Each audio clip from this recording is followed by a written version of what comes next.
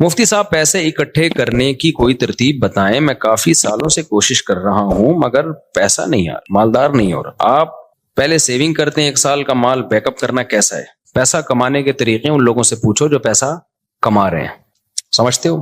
ہم تو نہیں کما رہے، سیدھی سی بات ہے۔ جو تھوڑا بہت تجربوں کے بعد یعنی کمانے کا مطلب کوشش نہیں کر رہے کمانے کی، ہمیں تو بغیر کوشش کے ہی مل رہا ہے، کیونکہ اب تجربے پہلے میں کر چکا ہوں، انویسٹمنٹ کے ڈبو چکا ہوں، پھر مجھے تعلقات کی بیس پہ ایسے ایماندار تاجر مل گئے کہ ان کے ساتھ جب انویسٹمنٹ کیا تو وہ ایمانداری کی بیس پہ انہوں نے مجھے نفع دینا شروع کیا۔ تو یہ ہر ایک کو یہ فیسلٹی ملتی نہیں ہے، سمجھتے ہو کہ نہیں سمجھتے؟ تو ایماندار لوگوں کا ملنا بڑا مشکل ہے۔ اب جب انسان کے تعلقات بہت بڑھتے ہیں تو پھر ایماندار لوگ اس کو لاکھوں میں 2-4 مل جاتے ہیں۔ اب آپ کو تو لاکھوں ملیں گے نہیں تو 2-4 کہاں سے ملیں گے اس میں؟ تو یہ جو ہے نا پیسہ کمانے کا، ان لوگوں سے پوچھو جو پیسہ کمانے کے طریقے جانتے ہیں۔ میری تو زندگی پیسے کو لات مارنے میں گزری ہے، نہیں کمانے میں گزری ہے۔ لوگ یہ سن کے حیران ہوتے ہیں مولوی صاحب باتیں کیسی کر رہے ہیں، اور یہ کوئی خوشی کی بات نہیں ہے کہ لات مارنے میں گزری، بیوقوفی کی ہے میں نے، لیکن کی ہے یہ کاروبار میں نے کیا تو جان کر اس کو ٹھپ کرنے کی کوشش کی۔ یعنی میرے پاس کسٹمر جب آتا تھا نا، 2007-8 کی بات کر رہا ہوں، میرا شہد کا بزنس تھا، گھر میں شہد کا اسٹاک پڑا ہوا ہوتا تھا، یہاں بندہ آ کے کہتا تھا جی 1 کلو آپ بیری کا شہد، یہ کیش اماؤنٹ دے رہا ہوں آپ لے آئیں جا کے۔ میں کہتا تھا اوپر کون جائے یار، سیڑھیاں چڑھ کے جانا پڑے گا، لے کر آنا پڑے گا۔ تو میں کہتا تھا ایسا کریں آپ کل آ جائیں، کائنڈلی آپ کب آ جائیں؟ وجہ اس کی یہ تھی کہ مجھے یہ تھا کہ ناشتہ میں نے کر لیا، دوپہر کھانا میں نے کھا لیا، رات کا کھانا پڑا ہوا ہے، مدرسے سے اتنی تنخواہ مل رہی ہے کہ میرا راشن پانی 2 گھروں کا ہو جاتا ہے، مہینے کے بعد کچھ نہیں بچتا تو تنخواہ آ جاتی ہے۔ تو اور اگر جامعہ سے تنخواہ نہیں ملے، بعض دفعہ وہاں بھی حالات ایسے چلتے رہتے ہیں 2-2 مہینے، تو دکان والے سے اتنے تعلقات ہیں وہ کریڈٹ پہ دے دیتا ہے، جب 2 مہینے بعد تنخواہ ملے گی تو 2 مہینے کے اکٹھے پیسے نمٹا دیں گے اس کو۔ تو ایسے ہمارا حساب کتاب چل رہا تھا۔ تو مجھے یہ تھا کہ یار میری خواہش کیا ہے، ذاتی گھر پراپرٹی تو میری خواہش نہیں ہے، ایک گھر مسجد نے دیا ہوا ہے، ایک جامعہ تو رشید مجھے اس کا رینٹ دیتا ہے، میں جامعہ میں ٹیچر ہوں، تو گھر کا رینٹ، وہ 2 بیویاں تھیں میری اس وقت، تو ایک کا رینٹ جامعہ دے رہا ہے، گیس بجلی کا بل، اور ایک گھر مجھے مسجد میں امامت ہے، تنخواہ تھوڑی ہے لیکن مجھے یہ سہولت ہے، انہوں نے گھر دیا ہوا ہے، اور مجھے کیا ضرورت ہے پیسہ، میری جو اپنی کھوپڑی تھی وہ یہ تھی۔ تو گھر میں آٹا، دال، گوشت، انڈا جو ضرورت ہوتی ہے، ہر روزانہ گوشت نہیں بنتا تھا، ہفتے میں 1 آدھ دفعہ گوشت بن جاتا ہے، بہت ہفتے میں۔ کیٹو ٹوپی ڈرامہ چھوڑ دو، کیٹو ڈائٹ یہ غریبوں کے کام نہیں ہے۔ غریب آدمی سب کچھ کھا کے بھی ٹھیک رہتا ہے، اور امیر آدمی روزانہ انٹرنیٹ پہ سرچ کر رہا ہوتا ہے کیا کھانا ہے، پھر بھی مر جاتا ہے بہت جلدی۔ تو ظاہر ہے ہم اپنی کیٹو بھی کھائیں گے تو اپنی حیثیت کے حساب سے کھائیں گے نا۔ تو ہفتے میں 1 دن ہمارے گوشت بنتا تھا، اور 1 دن کڑھی بنتی تھی، دال چاول 1 دن، وہ ہمارا اس سیٹ اپ چل رہا تھا۔ صبح مجھے پراٹھے، میں نہیں چھوڑ سکتا تو انڈے پراٹھے مجھے ہو جاتے تھے۔ تو میں سوچتا تھا یار میرا تو گزارا ہو رہا ہے، بچوں کی اسکول کی ہم نے ٹینشن لی نہیں، ہم نے کہا پیسے ہوں گے تو اسکول پڑھا دیں گے، نہیں تو بھائی ہوم اسکولنگ، گھر میں رہو بس پڑھو، جتنا اماں کو آتا ہے وہ پڑھا دے گی، جتنا ہمیں آتا ہے ہم پڑھا دیں گے۔ تو اب اس کے بعد مجھے جو میں دل کی، میرے جو دوست احباب ہیں نا، ان سے آپ یہ پوچھ سکتے ہیں، آپ سمجھیں صاحب شو مار رہے ہیں، شو نہیں مار رہا، میں اپنی برائی کر رہا ہوں، یہ برائی اس لیے کر رہا ہوں، یہ ٹھیک نہیں ہے، آپ ایسا نہ کریں کہ ہمارا اپنا مزاج ہمیشہ سے ایسا ہی رہا ہے۔ تو اب یہ کہ یار کیونکہ اب پڑ ہی نہیں رہی سر پہ نا، کوئی ضرورت ہی نہیں آ رہی، جب پڑتی ہے تو پھر آدمی کمانے کے سوچتا ہے، پڑ ہی نہیں رہی سر کے اوپر۔ میری ضرورت تھی پراٹھا، مجھے یاد ہے جب میں نے دوسری شادی کا ارادہ کیا، اچھا پراٹھا بھی گھر کا نہیں، مجھے ہوٹل ہی کا پراٹھا چاہیے، گھر کا نہیں، گھر میں وہ مزہ نہیں آتا پراٹھے میں، جتنا بھی اچھا بنا وہ۔ کبھی میرے ساتھ بیٹھ کے پراٹھا کھاؤ تو تمہیں پتا ہے، ایک دن لاہور سے ایک بندے آئے، انہوں نے کہا یہ پراٹھے بیان میں بہت کرتے ہو، میں اس کو لے گیا ہوٹل میں، میں نے ناشتہ کرا، کہہ رہا یار واقعی ایسا پراٹھا آج تک میں نے نہیں کھایا۔ تو وہ بڑے پیٹ کے لیے بہت نقصان دہ ہوتے ہیں، لیکن یہ ذہن میں رکھیے گا، وہ سفید آٹے کے پراٹھے ہوتے ہیں، مزہ بہت ہے یار۔ تو اب کیا تھا کہ میں نے کہا میری بنیادی ضرورت، بنیادی بھی نہیں ہے، عیاشی ہے پراٹھا، بنیادی ضرورت تو ناشتہ ہے ہی نہیں، 2 ٹائم کی روٹی ہے، ناشتہ تو آپ کی گریوی ہے۔ تو میں یہ سوچتا تھا کہ یار میرے پاس تو گھر بنانے کے پیسے نہیں ہیں، اللہ نے 2 گھر مجھے فری پھوکٹ کے دیے ہوئے ہیں، ایک کا کرایہ وہ ادارہ دے رہا ہے جہاں میں ٹیچر ہوں، اور ایک مجھے مسجد میں امامت کی وجہ سے امام ہونے کی حیثیت سے ملا ہوا ہے۔ ابے میں تو کروڑ ارب پتی آدمی ہوں، لوگوں کے پاس 1 گھر نہیں ہے، میرے پاس 2 گھر، اللہ کی قسم دل میں یہ کیفیت، یہ اوپر سے نہیں کہہ رہا۔ اور لوگ روتے ہوئے آ رہے ہوتے تھے میں ذاتی گھر نہیں بنا سکا اور میرے پاس یہ نہیں ہے، میں کہتا اس کو دیکھو پاگل آدمی، مجھے اس پہ ترس اس پہ نہیں آتا تھا ذاتی گھر نہیں ہے، مجھے اس پہ آتا تھا یہ بیوی بیچارے کی ایک ہی ہے، میں عیاشی کر رہا ہوں، میری بیویاں کتنی ہیں، 2 ہیں۔ تو رینٹ کے گھر تھے ہمارے، رشتے بھی ہم بیچتے تھے، تو کہ بھائی تیسری شادی کے لیے جب پیغام بھیجا کہاں رکھو گے بھائی، وہ دوسری کو آمادہ کر لیا کہ تیسری کو اپنے ساتھ رکھ لے، انہوں نے کہا بھائی آج کل کوئی نہیں رہتا اس پہ میری بہت دنوں تک شادی نہیں ہوئی، پھر ایک دفعہ ہو بھی گئی تھی۔ ایک دفعہ ہوئی تھی تو تبھی ہوئی نا پھر 3, وہ اسی ایام میں ہوئی ہے, انہی غربت کے ایام میں. تو الحمدللہ اس وقت مجھے کہیں اتنا سی بھی فیلنگ نہیں ہوئی ہے کہ میں غریب ہوں. اللہ کی قسم میری یہ کیفیت تھی, میرے سے بڑا سیٹ شاید دنیا میں کوئی بھی نہیں. وجہ اس کی یہ تھی, میں سوچتا تھا کہ ایک ہوتی ہے ضرورت, اللہ میری صرف ضرورت پوری نہیں کر رہا بلکہ مجھے ضرورت سے کئی گنا زیادہ دے رہا ہے. یہ جو پراٹھے میں صبح انڈے کے ساتھ پھوڑ رہا ہوں یہ میری ضرورت بولو. تو میں تو 3 ٹائم کا کھانا کھا رہا ہوں یار. گوشت ہفتے میں 1 دن کھا رہے ہیں تو کیا ہوا, دال چاول اور بھنڈی کا جو مزہ ہے, خدا کی قسم بھوک لگ رہی ہو, بھنڈی ایسے پھوڑتا ہے آدمی, میں تو مزے لے لے کے کھانا کھاتا ہوں. بھوک لگ رہی ہو, ابھی مجھے لگ رہی ہے بھوک, باقی مجھے سخت بھوک میں نے دوپہر کھانا نہیں کھایا اس لیے بھوک لگ رہی ہے, صبح کا ناشتہ کیا ہوا ہے. تو اب میں نے سب گھروں میں فون گھمایا ہے کیا پکا ہوا ہے. یہ سہولت ہے, تم غریبوں اب میرا تمہیں گالیاں دینے کا دل چاہ رہا ہے. ہم نے فوکس کیا شادیوں کو جو نیچرل ہے, تم فوکس کرتے ہو بحریہ ٹاؤن کو, گاڑیوں کو. یہ نیچرل تھوڑی ہے یار. جو نیچرل لذتیں ہیں وہ تو بیوی اور بچوں میں ہیں. سمجھتے ہو کہ نہیں سمجھتے؟ بیویاں ہونی چاہیے, بچے ہونے چاہیے, وہاں سے محبتیں ملتی ہیں. گاڑی بھی تو تھوڑے دن میں دھی بھر جاتا ہے, پھر آدمی کہتے ہیں اس سے اونچی کی گاڑی, پھر اس کے بعد پھر بڑے بڑے لوگ گاڑیاں بیچ دیتے ہیں, اوبر میں جا رہے ہوتے ہیں. وہ یہ کھلونے ہیں تھوڑے دن کے دل بہلانے کے, ان سے دل بھر جاتا ہے. نہ بیویوں سے دل بھرتا ہے نہ بچوں سے دل بھرتا ہے. یہ تو نیچرل ہے نا. پراٹھے سے دل بھرتا ہے, کبھی روٹی سے دل بھرا کسی کا؟ 1 دن کھائی 2 دن کھائی, اب میں نہیں روٹی کھا رہا, اب پھر بھوک لگے گی پھر روٹی کھانے کا دل. یہ نیچرل ہے. تو ہم شروع سے کوشش کرتے ہیں نیچر پہ رہیں بھائی, نیچر پہ رہیں. تو یہ تو بچکانا باتیں, گاڑی بنگلہ بحریہ ٹاؤن, پیسہ بہت دے دیا تو بنا لو, نہیں ہے تو یہ کوئی تھوڑی فضول چیزیں یار. دیواروں اینٹوں سے, میں نے تو اپنی زندگی میں ایسے ایسے لوگوں کو دیکھا اربوں روپے لگا کے انہوں نے شیش محل بنایا, اتنا بہترین گھر, خدا کی قسم رہنا نصیب نہیں ہوا. جس دن گھر تیار ہوا ہارٹ اٹیک ہوا, مر گئے. کاش وہ اربوں روپے لگا کے اپنی صحت کا خیال کر لیتے یا کچھ اور کر لیتے. تو وہ بچے بھی پھر وہ فری پھوکٹ کے پیسہ نا بیچ باچ کے کھا رہے ہوتے ہیں, عیاشیوں میں اڑا رہے ہوتے ہیں. تو اس لیے ابھی جو ہے وہ میں نے گھروں میں فون گھمایا تو شلجم اور جو ہے گوشت کا شوربہ کہیں نہیں پکا ہوا تھا. تو گارڈوں سے میں نے پوچھا تم لوگوں نے کیا پکایا, انہوں نے کہا شلجم گوشت. میں نے کہا ہم آپ کے ساتھ کھانا کھائیں گے آج. شلجم گوشت شوربے والا تازہ, سب مزہ آتا ہے یار. بڑے گوشت میں نا شلجم ڈال دو, سبزی ڈال کے پکاؤ, بڑا مزہ. تو اتنی خدا کی قسم یہ لذیذ نعمتیں اللہ. بھوک لگ رہی ہو, اچار ہو, دال چاول ہو, کڑی پتے والی, آپ کو لگ نہیں رہی نا, اس لیے آپ کو مزہ نہیں آ رہا. ابھی سموسے کھا کے بیٹھے ہوگے آپ چائے کے ساتھ. جس کو بھوک لگ رہی ہو نا اس کو یہ میری باتوں کو وہ انجوائے کرے گا. مجھے چونکہ لگ رہی ہے, باتوں میں مزہ آتا ہے. یہ نیچرل لذتیں ہیں جن کو یہ مل رہی ہیں, بس وہ عیاشیوں میں ہے بھائی. کیا کرنا ہے ایسی دولت کا, نہ کچھ کھا سکتا ہے نہ. اکثر مالدار ہم نے دیکھے ہیں, ایک آدھ بچہ ان کا, وہی بچہ خراب نکلا, وہی ٹینشن دے رہا ہے, زندگی عذاب بن گئی ان کی. شروع میں پیسے سے برگر اتنے کھا لیے کہ اب کچھ کھانے کے قابل نہیں بچے, اتنا وزن بڑھ گیا ان کا, کھا ہی نہیں سکتے. پراٹھے کا نام سن کے بے ہوش ہو جاتے ہیں وہ. تو سب سے بڑی نعمت صحت ہے, بیوی بچے ہیں, اور سر چھپانے کے لیے جگہ مل جائے, بے شک وہ کرائے ہی کی کیوں نہ ہو. تو میں کہتا یار لوگوں کے پاس ایک جگہ, میرے پاس کتنی ہے, حالانکہ میرا ان میں سے ایک بھی نہیں. مسجد والے جب امامت سے نکالے تو گھر بھی گیا, کیا خیال ہے. تو اور ایک کا کرایہ جامع رشید دے رہا تھا, وہ بھی کرایہ دے رہا تھا, تو انہوں نے کہا لے لو, اور وہ بھی ایک مخصوص کرایہ تھا. تو مجھے لگا کہ یار میرے لیے اتنا بہت ہے. 2 کمروں کا گھر لیا ہوا تھا میں نے. ایک دفعہ ایک صاحب آئے ہمارے گھر, دیکھے 2 کمروں کا گھر ہے, انہوں نے کہا یار مفتی صاحب ممبر پہ باتیں اتنی بڑی بڑی, یہ گھر ہے ٹوٹل؟ میں نے کہا جتنی بڑی باتیں اس سے بڑا اللہ نے گھر دیا ہے ہمیں الحمدللہ. 2 کمرے, میری ضرورت اس سے پوری ہو رہی ہے. اس وقت میرے 16 بچے تھوڑی تھے, 2 بچے تھے, تو 2 کمرے بہت ہیں, اس کے بہت ہیں 2 کمرے, رہ لیتے ہیں. ایک واش روم ہے, ایک کچن ہے, تھوڑے بہت. بس ایک چیز کی مجھے ٹینشن تھی, دھوپ نہیں ہے اس میں, ہوا بھی تھی, دھوپ نہیں ہے. تو وہ ایک ٹینشن تھی. تو میں کہتا تھا یار اللہ نے ساری عیاشیاں دی ہوئی ہیں, تو ایک تھوڑی سی اگر ٹینشن دے دی تو کیا ہے, دھوپ کا انتظام نہیں ہے, کیونکہ سن لائٹ میرے لیے, میں نہیں بغیر دھوپ کے بغیر گزارا ہوتا. تو پھر وہ یہ بڑی ایک ٹینشن ہوتی ہے انسان کو. خیر, تو میں جب دوسری کی سوچ رہا تھا نا, تو میں ناشتے نہیں مجھ سے چھوٹ رہے تھے ہوٹل کے جو خاص قسم کا پراٹھا. تو مجھے یاد ہے میں نے اپنے دوست کے ساتھ پلاننگ کی, یار میں اب دوسری شادی کر رہا ہوں, میرا خرچہ بڑھے گا, مجھے یہ ہوٹل کا پراٹھا چھوڑنا پڑے گا. آپ اندازہ لگا رہے ہو غربت کا. لیکن میں غریب نہ اس وقت سمجھتا تھا نہ اب, اور حقیقت ہے ہم کہاں خسے غریب ہیں بھائی.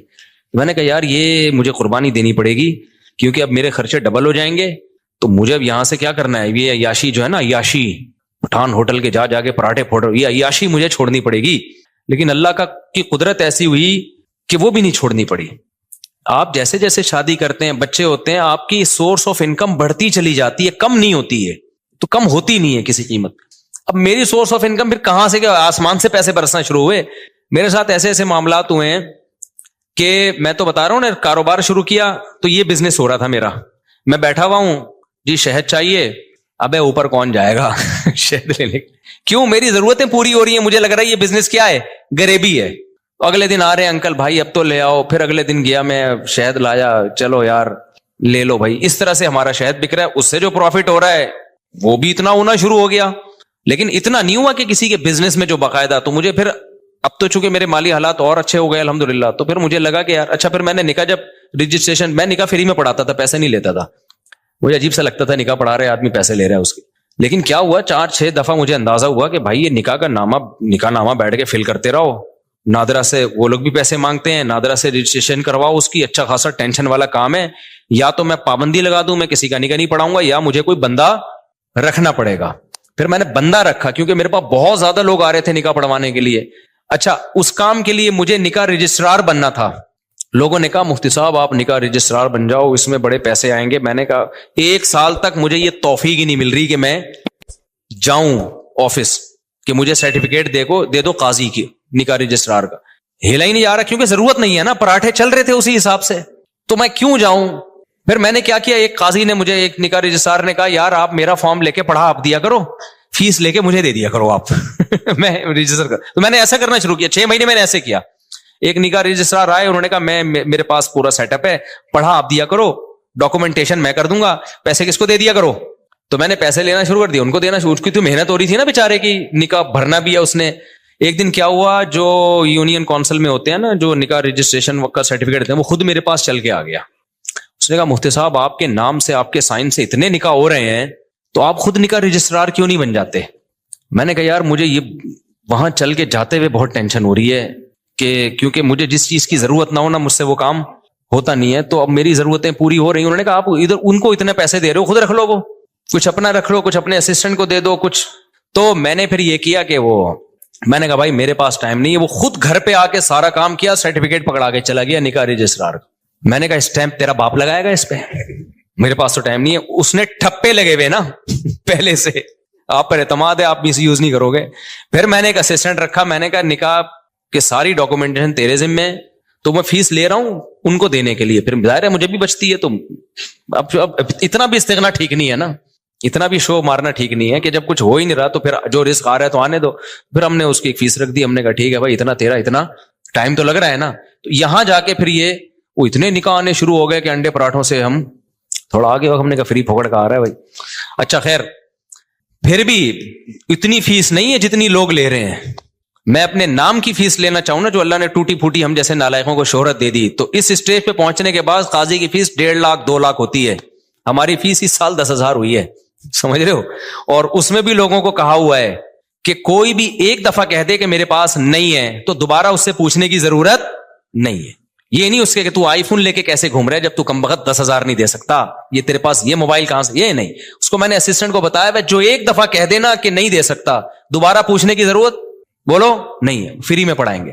تو فری میں بہت سارے نکاح پڑھاتا ہوں, اور تعلق والوں سے تو ایک روپیہ بھی نہیں ہوتا, بلکہ اسسٹنٹ کو اپنی جیب سے دے رہا ہوتا ہوں کہ یار تیری محنت تو لگ رہی, نادرا میں تو خرچہ ہو رہا ہے نا, مجھ سے لے لینا پیسے. وہ سمجھ میں نہیں آ رہی میرا خیال ہے بات. تو ہم نے تو پوری زندگی کوشش کی ہے نالائقی میں پیسے کو لات مارنے کی. یہ شادیاں بچوں ہی کی برکت ہے جو اللہ کھلائے. اللہ نے مجھے زندہ رکھا ہوا اب تک اس لیے تاکہ 15 سال پہلے جو میرے ساتھ دوست تھے نا, جو کہتے تھے تم شادیاں کر رہے ہو, پیسہ ہے نہیں تمہارے پاس, بھوک سے مرو گے, تو اللہ نے مجھے اب تک زندہ اس لیے رکھا ہوا ہے یہ بتانے کے لیے کہ ان کو بتا دینا کہ اس بچوں کی سپیڈ بھی کم نہیں ہوئی ہے, شادیوں کی سپیڈ میں بھی کوئی کمی نہیں آئی ہے, اور اللہ کیسے کھلا رہا ہے, کیسے پلا رہا ہے. ایک اہل حدیث دوست نے میرے 2010 یا 11 میں مجھ سے ملنے کے لیے آئے تھے. اتنی بڑی داڑھی ان کی, لال نا کلر, وہ مہندی لگائی بھی انہوں نے.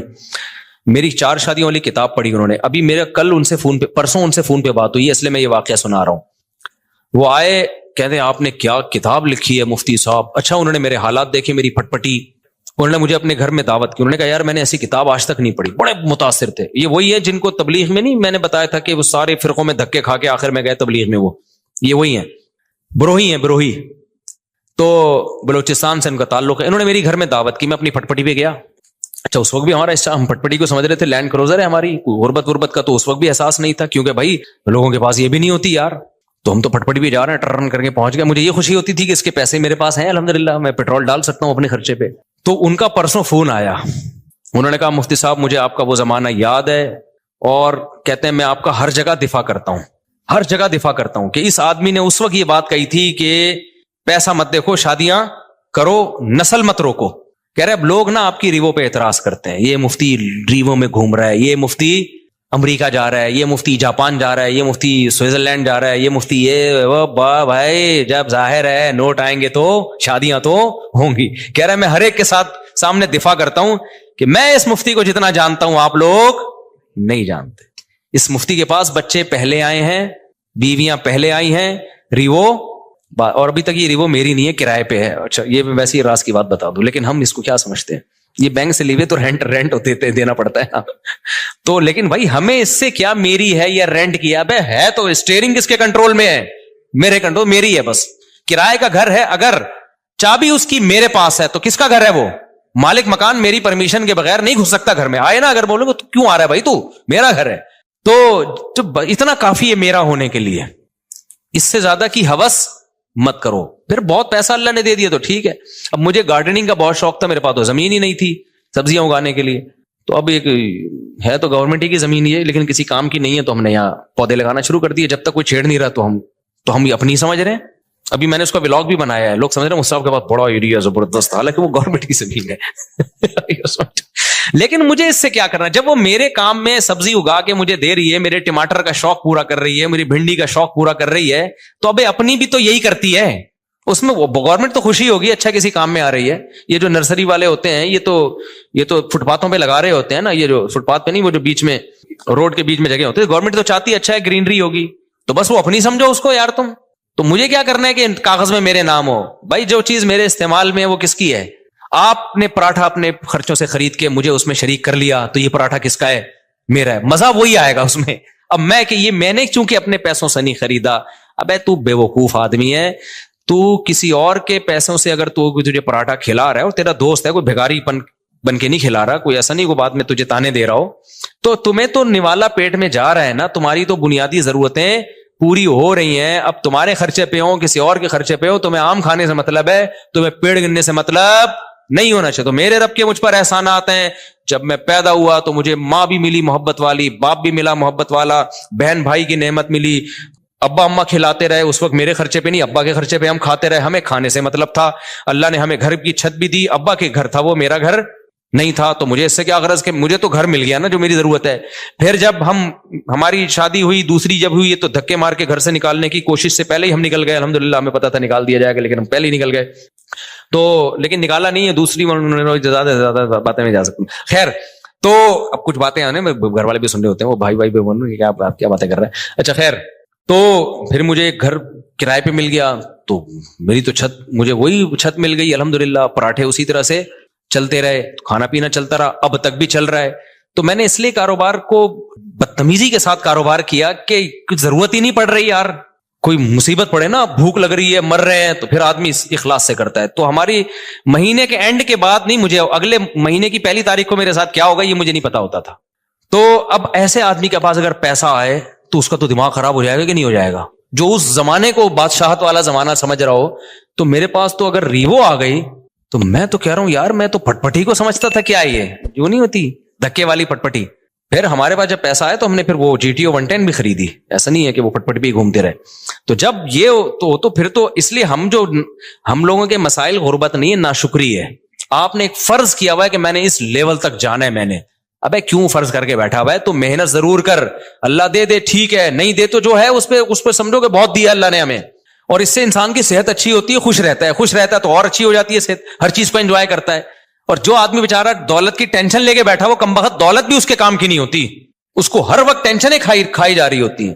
تو خوش رہنا سیکھو بھائی, خوش وہی رہے گا جو کہے گا میرے پاس میری حیثیت سے زیادہ اللہ نے مجھے دیا ہے. جو یہ جس کے دماغ میں کانسیپٹ آ گیا نا, تو وہ خوش رہے گا. اور جو یہ سمجھنے لگا کہ میری ضرورت اتنی ہے, اللہ دے کم رہا ہے مجھے, تو پھر ٹینشن میں جاؤ گے. تو پراپرٹی کو ٹینشن نہ بناؤ, ذاتی گاڑی کو ٹینشن, بولو پیسہ کمانا نہ چھوڑ دو, پہلے ہی مرے ہوئے لوگ ہیں اور مر جائیں گے. ایسا نہ ہو میری موٹیویشن سے آپ سمجھے پیسہ غریب لوگ ہیں, ملک کا بیڑا غرق ہو رہا ہے, لوگوں کے پاس پیسہ آئے گا تو ملک کو بھی فائدہ ہوگا. پیسہ کوشش کرو ڈالر میں کماؤ, پاکستانی کرنسی میں پیسہ کمانے کا زکات دینی چاہیے ایسے آدمی کو جو یعنی کرنسی میں پیسہ کما رہا ہے.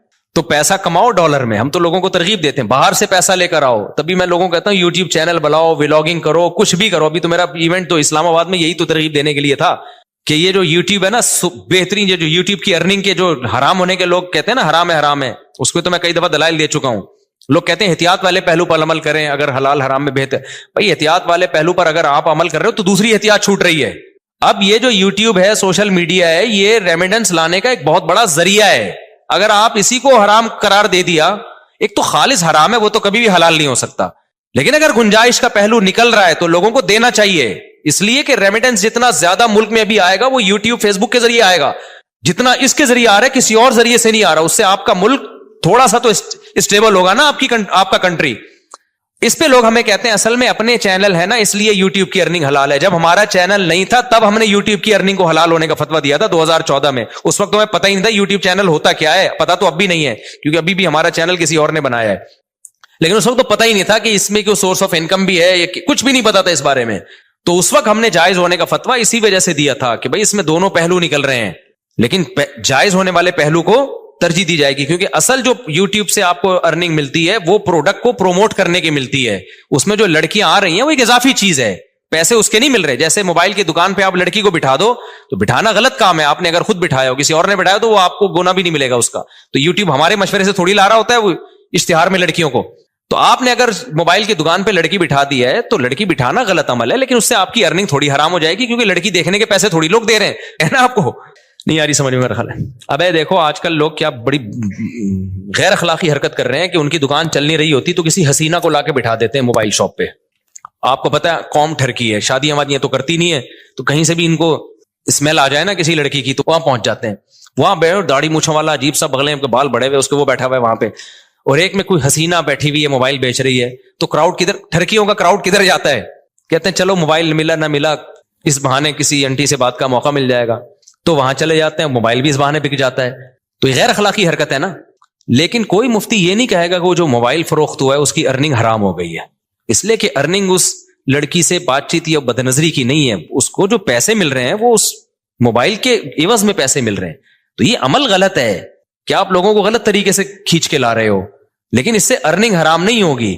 اور یہ بھی عمل جب غلط ہے جب آپ نے کیا ہو. تو یوٹیوب پہ جو مونیٹائزیشن کے بعد آپ کو پیسے ملتے ہیں وہ کمپنیوں کی پروڈکٹ کو پروموٹ کرنے کے پیسے ملتے ہیں. وہ پروموٹ کرنے کے لیے لڑکیوں کو بھی بیچ میں گھسیڑ دیتے ہیں وہ. تو یہ غلط کر رہے ہیں, لیکن یہ آپ غلط نہیں کر رہے, یہ کون غلط کر رہا ہے, یہ گوگل غلط کر رہا ہے. تو گوگل ہمارے پاس ہوتا تو ہم نہیں کرنے دیتے اس کو. تو یہ آپ کے اختیار میں تھوڑی ہے. اس کی مثال ہے آپ نے کرائے پہ کسی کو دکان دے دی موبائل بیچنے کے لیے, آپ نے کہا بھائی مجھے اتنا رینٹ چاہیے, اس نے لڑکی لے جا کے بٹھا دی.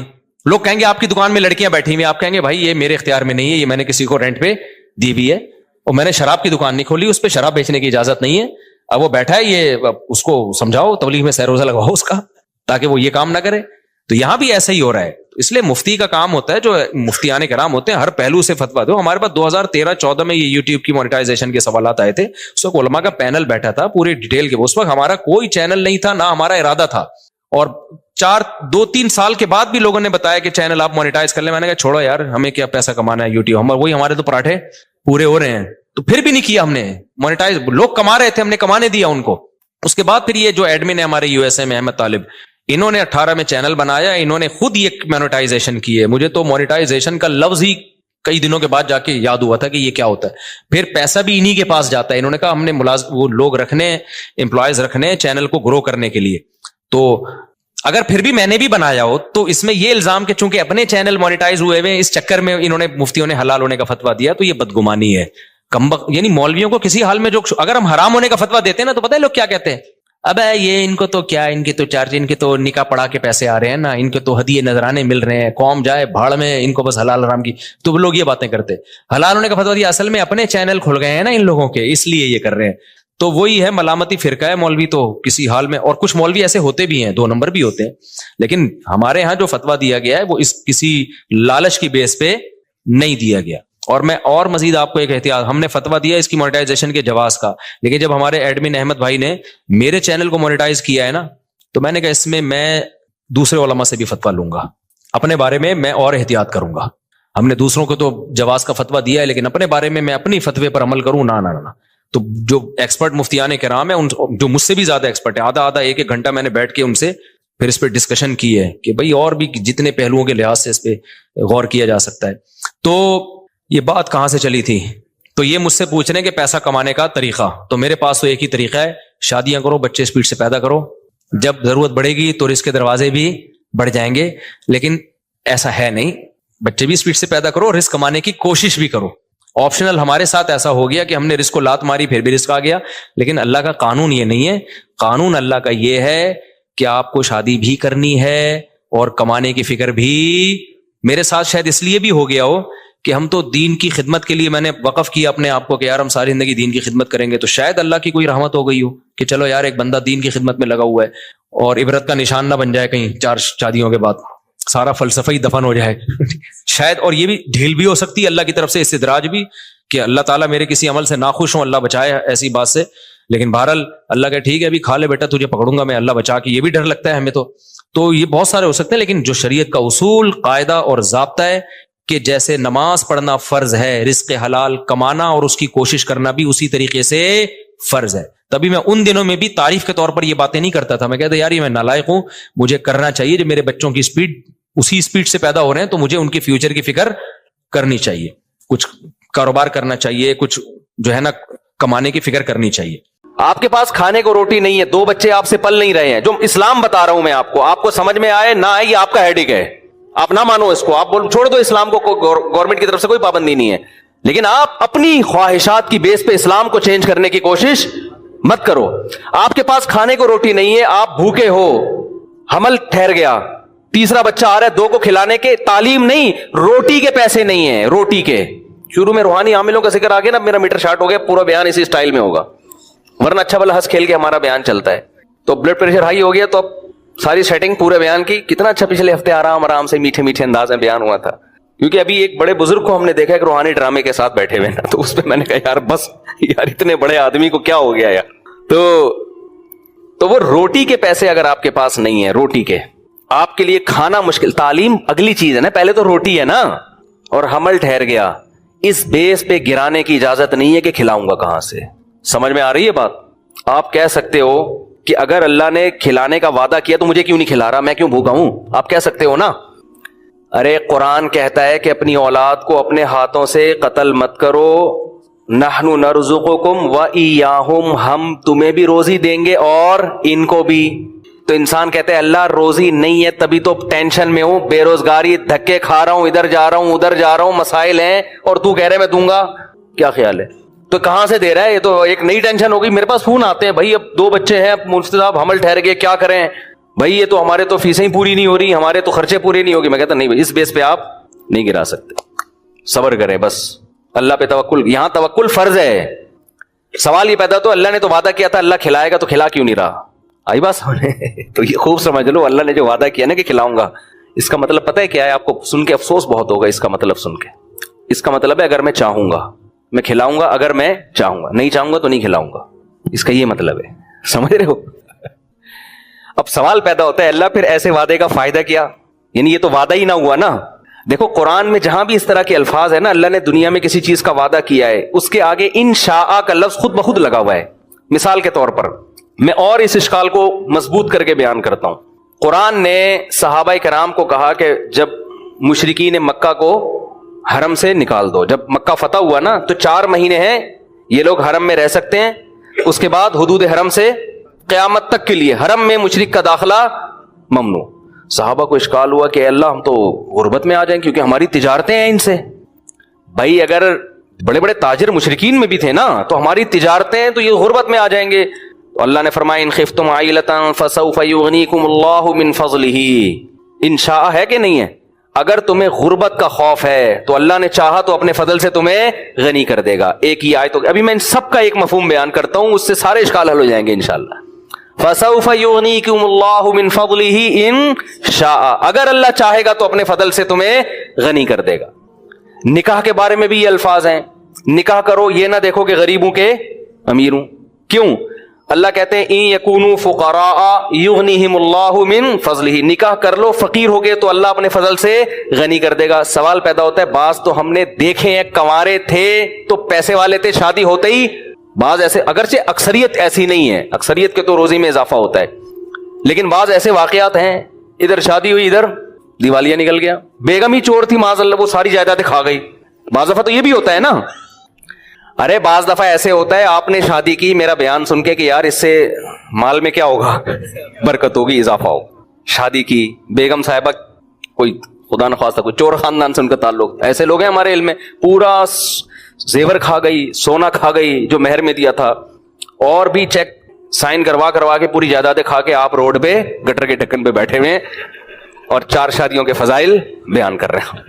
ایسے واقعات ہی ہوتے ہیں. تو ظاہر ہے آپ کو خیال ہوگا کہ یار اگر اللہ نے تو وعدہ کیا ہے کہ میں نکاح پہ غنی کر دیتا ہوں, تو یہ غنی تو نہیں ہو رہا ہے. ایسے واقعات ہیں. بچہ پیدا ہوا, پہلے ایک کا خرچہ نہیں تھا, اور مسائل کھڑے ہو گئے. ایسے واقعات ہوئے ہیں. سمجھ میں نہیں آ رہی میرا خیال ہے بات. اسی طرح قرآن کہتا ہے وما من دابۃ الا علی اللہ رزقها, زمین پہ کوئی چوپایا ایسا نہیں ہے جس کا رزق اللہ کے ذمے نہ ہو. لیکن ہم دیکھتے ہیں جانور بھوک سے مرتے ہیں. سمجھتے ہو, جانور بھی بھوک سے مرتے ہیں. ایسے جانور ہیں, انسانوں کی خطاؤں سے بھی مرتے ہیں. تو خوب سمجھ لیں, قرآن میں جہاں بھی اس قسم کے وعدے ہیں اس کا مطلب ہے اگر میں چاہوں گا. اب سوال پیدا ہوتا ہے کہ اگر اللہ کے چاہنے سے یہ, تو پھر وعدہ تو وعدہ نہ رہا نا. دیکھو آپ نے کسی مزدور کے ذمے کام لگایا, مزدور کو آپ نے کہا کہ یار یہ 10 فٹ کا گڑھا کھود دے, میں تجھے 1 کروڑ روپے دوں گا. پہلے آپ نے کہا میں تجھے 1 لاکھ روپے دوں گا, اس نے کہا نہیں. آپ نے کہا چل 1.5 کر لے, اس نے کہا نہیں. آپ نے کہا 1 کروڑ دوں گا. ایک دم جوش میں آئے گا نا, اور ایک دم جوش میں آئے گا یار 10 فٹ گڈھے کے 1 کروڑ. آپ نے کہا اگر میں چاہوں گا, وہ کھودے گا. نہیں آئی بات سمجھنے. وہ کہے گا بھائی تو چاہے گا کیا مطلب, اگر تو نہیں چاہ. میں نے ایک صاحب سے ایسے کوئی چیز بیچی نا, تو پتہ نہیں 1 لاکھ کی تھی 1.5 لاکھ کی تھی. انہوں نے کہا میں آپ کو کل پیمنٹ دوں گا. میں نے کہا بھائی آپ, مجھے کیا پتا یار, میں آپ کو جانتا نہیں ہوں, آپ مارکیٹ سے شارٹ ہی ہو جاؤ. ہم بعض دفعہ اپنا بکرے بیچ کے آ رہے ہوتے ہیں, دمبا کسی کو پہنا کے آ رہے ہوتے ہیں, لوگ ہمیں پہناتے ہیں, پھر اپنے دوسروں کو پہنانا پڑتا ہے ہمیں. ٹھیک ہے. تو کہتے نہیں اللہ نے چاہا تو میں کل دے دوں گا. میں نے اگر اللہ نے نہیں چاہا تو میں کیا کروں گا بتا, میں تجھے کہاں تلاش کروں گا. اگر مجھے یقین ہو کہ اللہ چاہے گا کہ تو مجھے دے گا, اللہ چاہے گا کہ تو مجھے دے گا, تو میں 1 دن کیا میں 1 مہینہ انتظار کر لوں گا. لیکن اگر اللہ نے نہیں, اللہ نے تو مجھے نہیں بتایا کہ میں چاہوں گا کہ نہیں چاہوں گا. اگر اللہ نے نہیں چاہا تو میں تو تجھے فون کروں گا بھائی میرے پیسے دے, تو کہے گا اللہ نے چاہا ہی نہیں. کیا خیال ہے, ہمیں کیا ملے گا. اب جب ہم لوگوں کے بارے میں یہ بات سوچتے ہیں یار یہ کیوں اٹک رہا ہے یہاں پہ, یہ اللہ نے چاہا نا تو ہمارا مائک سسٹم ایک دن انشاءاللہ ٹھیک ہو جائے گا. تو اب شکر ہے صحیح ہو گیا, بس بیٹھ جاؤ, بڑے خراب نہ ہو جائے. تو اب سوال پیدا ہوتا ہے کہ اللہ نے جو اتنے وعدے کیے, یہ کرو گے تو یہ ملے گا, یہ دنیا کے وعدے, تو اس میں علماء کہتے ہیں ہر وعدے کے ساتھ یہ جڑا ہوا ہے انشاء. اللہ نے رزق کا وعدہ کیا, اللہ کے ذمے ہے, اور اللہ دے گا بشرطے کہ اللہ چاہے گا. تو اب اللہ چاہے گا ہی, پر جب چاہت پر ہی ہے تو پھر مطلب کیا ہوا. تو یاد رکھو یہاں جو اللہ چاہے گا مطلب وہ نہیں ہے جو ہم سمجھ رہے ہیں, اس کا وہ مفہوم نہیں ہے جو ہم کلام الناس میں, عام لوگوں کے کلام میں مفہوم لیتے ہیں. علماء کہتے ہیں جہاں بھی قرآن میں آتا ہے نا, قرآن میں آیا کہ مشرکین کو حدود حرم سے نکال دو, غربت کا خوف ہے تو اللہ چاہے گا تو غربت دور کر دے گا. تو یہاں اصل میں یہ سمجھایا جاتا, نکاح کرو, فقر کا خوف ہے تو اللہ چاہے گا تو فقر دور کر دے گا. یہاں اصل میں یہ فلسفہ سمجھایا جا رہا ہے کہ غنا اور غربت اس کا نکاح سے تعلق نہیں ہے, اس کا اللہ کی چاہت سے تعلق ہے. اگر نکاح اس خوف سے نہیں کیا کہ میرے پاس پیسے جمع ہو جائیں گے, تو اللہ چاہے گا تو ہوں گے, نہیں چاہے گا تو نہیں ہوں گے. تو اللہ کی چاہت حاصل کرنے کے لیے وہ کام کرنا جو اللہ کی مرضی کے خلاف ہو, تو اس میں اللہ کہاں چاہے گا, اور اگر چاہے گا تو تمہارے نقصان کے لیے چاہے گا. پھر وہ سمجھ میں آ رہی ہے بات کہ نہیں آ رہی. اس کا تعلق کیلکولیشن سے, اسباب سے نہیں ہے, اس کا تعلق کس سے, اللہ کی چاہت سے. تو جب آپ کو پتا ہے کہ اس کی جیب سے پیسے میں اس کی مرضی کے بغیر نہیں نکال سکتا, تو اس کی نافرمانی کر کے اگر میں پیسے نکال بھی لیے میں نے, تو وہ پیسے مجھے راس نہیں آئیں گے, وہ میرے لیے فائدے کے بجائے نقصان. اور اگر اس کو خوش کر لیا اور یہ پیسے مجھے نہیں دے رہا, مجھے پتا یہ غیرت مند آدمی ہے, احسان فراموش نہیں ہے, اس کا مطلب نہ دینے میں میرا ہی فائدہ ہے, یہ مجھے کسی اور طرح سے آزما رہا ہے. سمجھ میں نہیں آ رہی بات, میرا خیال ہے. اس کی مثال ایسے جیسے گناہ, دیکھو رشوت لینے میں پیسے ملتے ہیں زیادہ, حرام کاری میں پیسے زیادہ ملتے ہیں کہ نہیں ملتے, حلال میں اکثر پیسے کم ملتے ہیں انسان کو. لیکن جب آپ نے ناجائز کر کے پیسہ کمایا اور اللہ نے دیا آپ کو, تو یہ یوں سمجھ لیں کہ یہ وہ مٹھائی ہے جس کے اندر زہر کی گولی رکھ کے آپ کو کھلایا جا رہا ہے. یہ اللہ خوش ہو کے نہیں دے رہا, تو اس میں خیر کی توقع آپ نہ رکھیں. اور آپ نے حلال پہ قناعت کر لی اور بالفرض رزق نہیں مل رہا, تو یہ وہ زہر ہے جو دیکھنے میں زہر لگ رہا ہے لیکن یہ اینٹی بایوٹک ہے, یہ آپ کی اصلاح کے لیے, آپ کو فائدہ پہنچانے کے لیے ہے, اس میں خیر ہے. یہ کڑوی گولی آپ کے فائدے کے لیے ہے, اور وہ میٹھا لڈو اس کے دشمن اگر مٹھائی کھلا رہا ہے تو وہ مٹھائی میں خیر نہیں ہو سکتی. دوست اگر آپ کو کریلے کا جوس بھی پلا رہا ہے تو آپ کی شوگر لیول کو کنٹرول کرنے کے لیے پلا رہا ہے. نہیں آئی بات میرا خیال ہے سمجھ میں. تو یہ جو قرآن کہتا ہے نا نکاح کرو, اگر غریب ہوگے اللہ مالدار کر دے گا, اس کا مطلب ہے کہ دولت اور امیری کا تعلق اللہ کی چاہت سے زیادہ ہے, شادی بیاہ سے نہیں ہے. تو اگر تم نکاح نہیں کرو گے عین ممکن ہے اللہ اس سے بھی زیادہ غریب کر دے, اس سے بھی زیادہ غریب. اور نکاح کرنے کے بعد بھی اگر غریب کر رہا ہے تو چاہتا تو اللہ تم امیر کرنا تھا, کیونکہ اللہ نے وعدہ امیری کا کیا ہے, لیکن اگر غریب کر رہا ہے اس میں کوئی مصلحت ہے. وہ مصلحت تمہیں بنانا, تمہارے گناہوں کو معاف کرنا, تم میں توکل پیدا کرنا اور ناکامی کے نقشوں میں کامیابی پیدا کرنا ہے. دیکھو اس کی سادہ سی مثال میں آپ کو بتاؤں, قرآن میں اس کی بہت مثالیں اس فلسفے کو سمجھانے, کیونکہ ایمان سے اس کا تعلق ہے. جب ایمان نہیں ہے تو یہ چیزیں سمجھ میں نہیں آئیں گی. اس کی بہت آسان مثال, موسیٰ علیہ الصلاۃ والسلام کے بارے میں قرآن کہتا ہے کہ فرعون کے محل میں رہ کر بھی انہوں نے اللہ کی اطاعت کی, اللہ کی نافرمانی بولو نہیں کی نا نافرمانی. اگر موسیٰ علیہ السلام فرعون کی بات مان کے چلتے تو فرعون کے محل میں بڑا زبردست ٹھکانہ ملتا. آپ کو کیا خیال ہے؟ عزت ملتی, شہرت ملتی, سب کچھ. لیکن قرآن کہہ رہا ہے فلما بلغ اشدہ واستوى آتیناہ حکما وعلما وکذالک نجزی المحسنین. جوانی کی دہلیز پر قدم رکھا, ہم نے علم اور حکمت سے نوازا. ہم نیک لوگوں کو ایسے ہی علم اور حکمت دیتے ہیں. پیسے نہیں ملے, کیا مل رہا ہے؟ علم اور حکمت. تو نیکی کے صلے میں علم اور حکمت مل رہی ہے. اب آپ دیکھیں کام بظاہر سارے الٹے ہونا شروع. ایک تو فرعون کو پتا چل گیا کہ یہ بنی اسرائیل کے ہیں, وہ ویسے ہی ہوشیار ہو گیا ان سے. فرعون ہوشیار ہو گیا کہ نہیں ہو گیا؟ یار یہ تو بنی اسرائیل کا بچہ میں نے پالا ہے, یہ تو میرے دشمن قوم کا ہے. اب ہونا یہ چاہیے تھا موسیٰ علیہ السلام سے کوئی ایسا کام نہ ہوتا جس سے فرعون کی دشمنی میں کمی کے بجائے اضافہ ہو. ایسا ہی ہونا چاہیے نا, لیکن کام سارے الٹے ہو رہے ہیں. موسیٰ علیہ الصلوۃ والسلام نے مکہ مارا فرعونی قوم کے آدمی کو لڑائی چھڑوانے کے لیے. قطعاً ارادہ نہیں تھا, دنیا میں ایسا ہوتا بھی نہیں ہے کوئی مکے سے ہی مر جائے, ایسا ہوتا بھی نہیں ہے. مکہ مارا اور بندے کا انا للہ ہو گیا.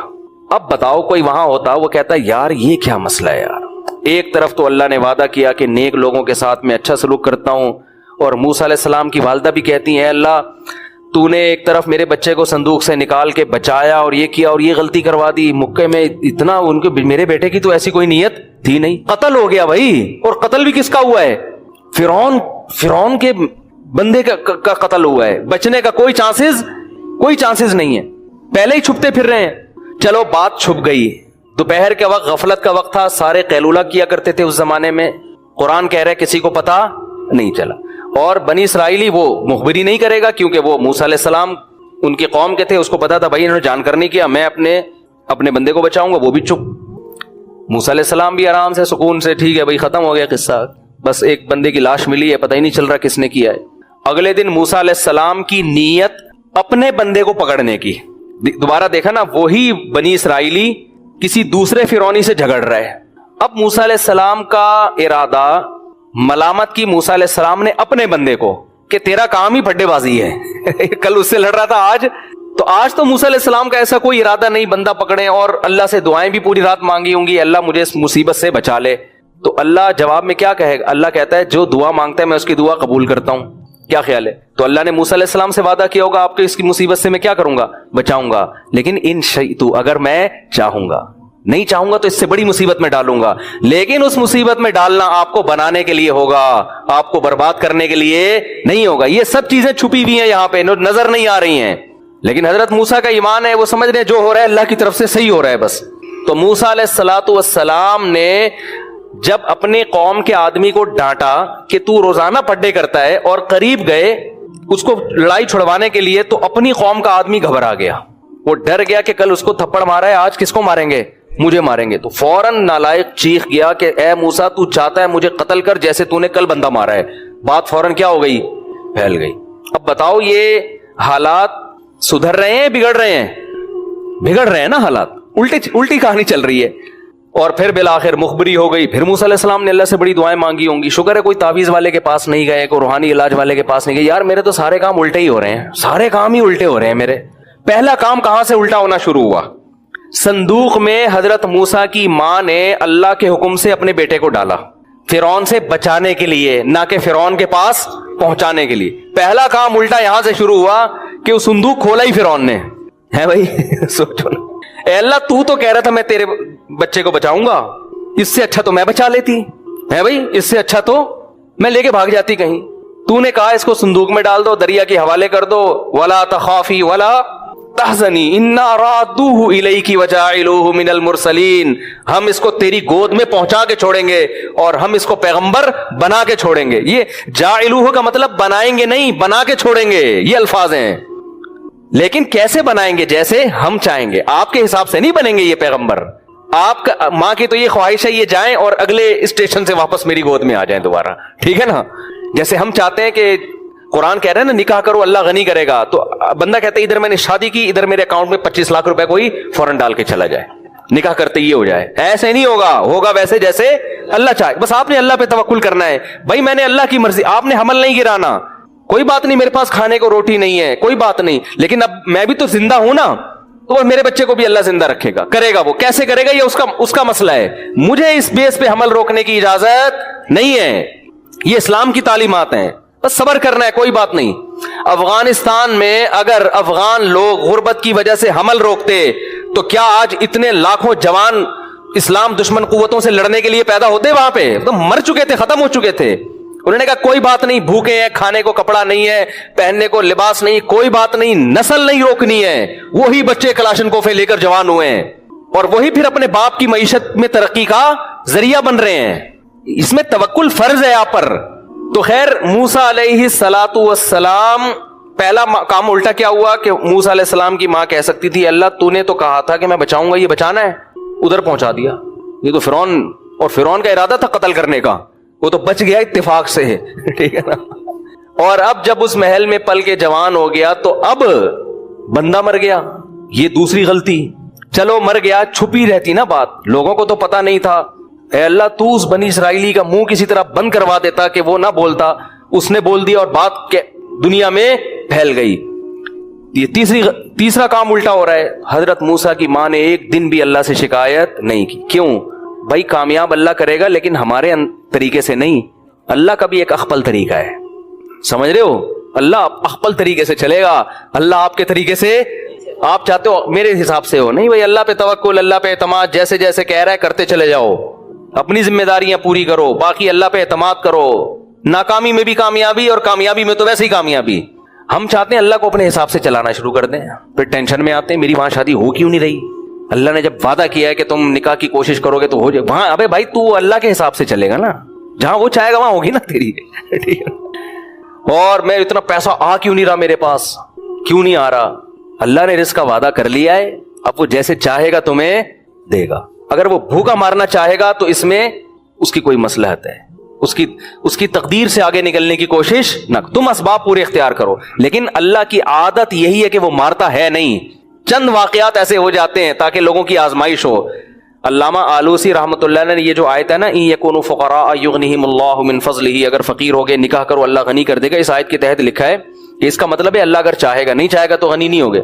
लेकिन उन्होंने कहा कि मुशाहिदा ये है कि अल्लाह अक्सर चाहता ही है, होता ऐसा ही है। कहीं कहीं अल्लाह अपनी कुदरत दिखाने के लिए, ताकि गैब पर लोगों को यकीन रहे, कहीं कहीं ऐसा करता है कि अल्लाह अमीर नहीं करता, लेकिन अक्सर ऐसा होता है। तो जहां भी कुरान में इस तरह की आयतें हैं ना, उनमें अक्सर ऐसा ही होता है। जैसे अल्लाह कहता है मैं इसका वादा किया है, तो भूख से मरने वाले दुनिया में बहुत कम हैं। अक्सर असबाब माल के बिल्कुल भी नहीं होते, लेकिन पराठे फोड़ रहे होते हैं बैठ के वो।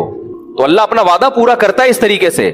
और मैंने देखा है गरीब लोग हैं, खानदान है, वो खा रहे हैं सब, कहीं ना कहीं से इंतजाम अल्लाह ताला कर देते हैं उनके लिए। ऐसी ऐसी जगह से रिस्क आता है, इंसान हैरान होता है।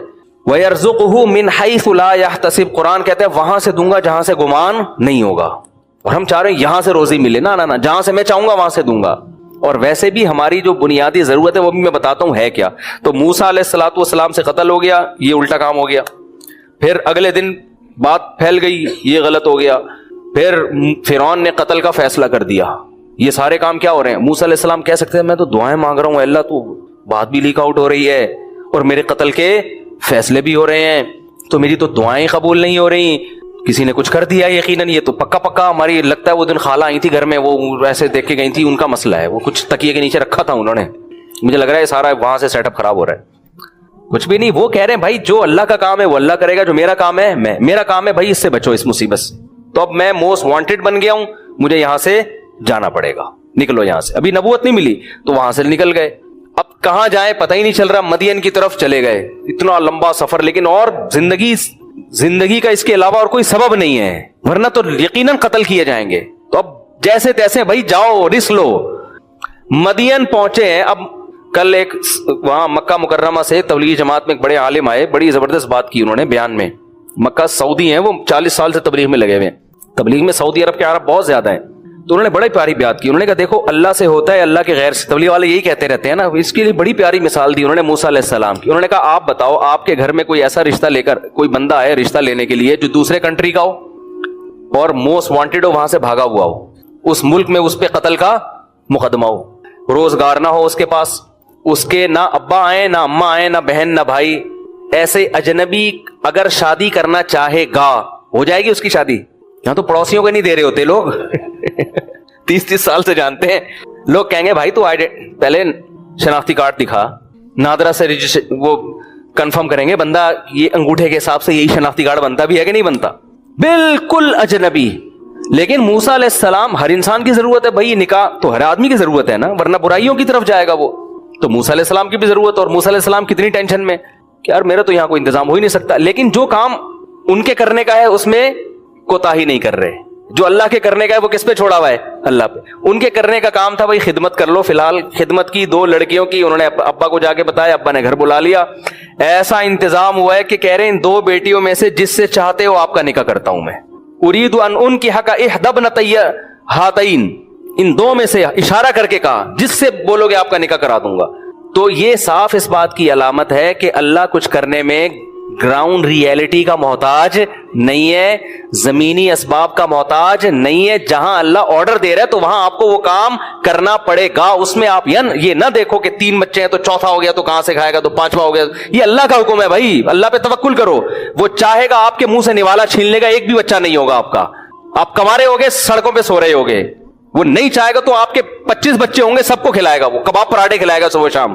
تو یہ چھوڑ دو اللہ پہ. آپ کے کرنے کا کام ہے دعا مانگنا، رزق تلاش کرنا، روزی تلاش کر. اس میں سستی نہ کرو. آپ سمجھ میں نہیں آ رہی بات تو بتا رہے مولانا بھی ایسے لبرل بن رہے ہیں، عجیب عجیب سے مولوی مارکیٹ میں آ رہے ہیں، وہی ماحول سے متاثر ہو گئے. وہی بات جو گورا کر رہا ہے اور پورا خاندانی نظام تباہ کر دیا گورے نے یہ فضول باتیں کر کر کے. اللہ پہ اعتماد توکل تو بالکل مارکیٹ سے شارٹ ہو گیا ہے. اسی وجہ سے دلوں میں سکون کیا کر لیا اللہ نے، چھین لیا. اللہ کہتے ہیں تو اپنے دل کو میرے حوالے نہیں کرتا نا تو ان اسباب میں الجھاتا ہے، تو اب انہی سے مانگ. پھر جا کے تو سمجھتا ہے کاروبار سے ہی ملے گا تو اب تو کاروبار کے حوالے ہے، اسی کو خدا بنا لیا نا وہی دے گا. تو سمجھتا ہے کہ میں نسل روکوں گا تو کم بچے ہوں گے تو خرچہ کم ہوگا تو پیسے زیادہ بچا لوں گا، تو اب تو انہی کے حوالے ہے. مجھ سے امیدیں بولو نہ لگا. جیسے موسیٰ علیہ السلام کو تو اللہ اپنی نگرانی میں رکھا ہوا ہے نا. اللہ کہہ رہے ہیں جو ہو رہا ہے ہونے دو، بس تم نے جو کام کرنا ہے جو میں نے ذمہ لگایا وہ کرتے رہو. تو آخر تک اللہ نے ایسا کامیاب کیا کہ شادی بھی ہوئی، بچے بھی ہوئے، اور جو ناممکن کام تھا فرعون کی سلطنت اکھاڑ کے زمین پہ پٹک دی اور موسیٰ بادشاہ بن گئے ہیں. بھائی بنی اسرائیل کی قیادت کس کے ہاتھ میں آ گئی؟ موسیٰ کلیم اللہ کے ہاتھ میں. وجہ کیا ہے؟ جیسے جیسے کہا جا رہا ہے ویسے ویسے. تو آپ بھی اگر سکون چاہتے ہو نا میرے بھائی، جیسے جیسے اللہ کہہ رہے ہیں ویسے ویسے کرتے رہو، ٹینشن نہ لو.